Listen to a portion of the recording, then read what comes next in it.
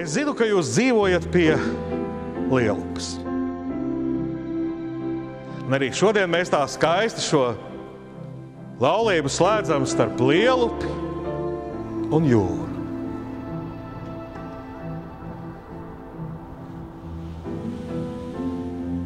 Lielupas sākums ir vietā, kur mūsa saplūst ar mēmeli.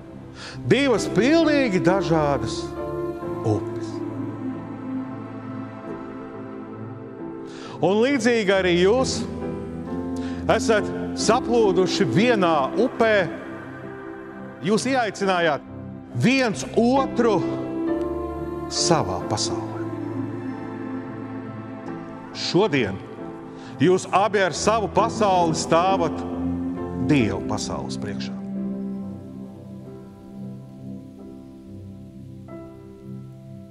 Jūs kļūsiet par ģimeni, par vienu miesu.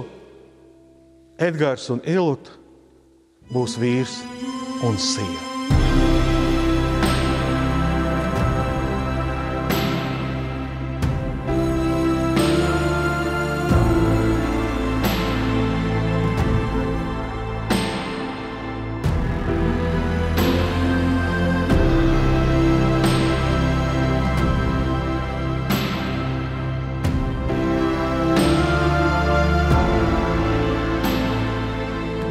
Visvarenais un mūžīgais Dievs, lai tu viņiem bagātīgi dāvā savu žēlstību, lai tu izlej pār viņiem savu mīlestību, lēnprātībā, pazemībā, piedošanā, paklausīgumā, mīlestībā, viens otra labā uzupurēdamies un viens otra nastas nestam.